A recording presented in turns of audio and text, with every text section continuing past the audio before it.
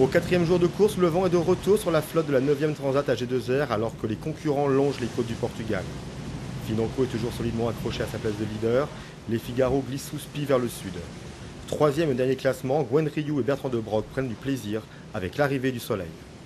Il y a l'été qui est arrivé aujourd'hui, donc ça fait plaisir parce que là on est sous un soleil de plomb, il fait plus de 20 degrés, donc c'est parfait pour arriver sur Madère.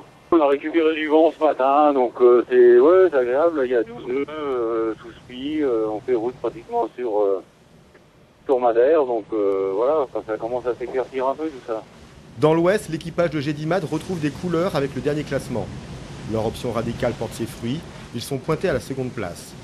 Dominique Vité, expert en météo, nous livre une analyse tactique dont il a le secret.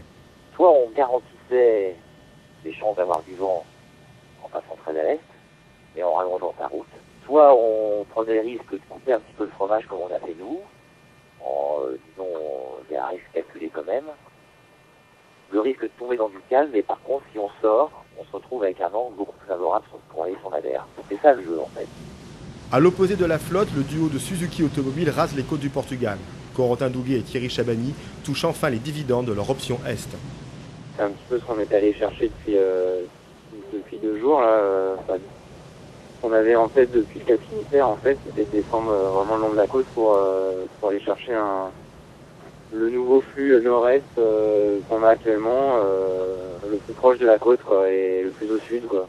C'est pour ça qu'on a été un des premiers bateaux à descendre dans le sud et aller chercher ce vent. Donc là on le touche en ce moment, donc on n'est pas bien content de l'avoir. D'est en ouest, la bataille est serrée. Et les marins jouent au poker avec une météo qui redistribue sans arrêt les cartes. Les 25 équipages encore en lice descendent droit vers Porto Santo, la marque de passage obligatoire. Une marque de passage qu'ils espèrent franchir dans 2 jours.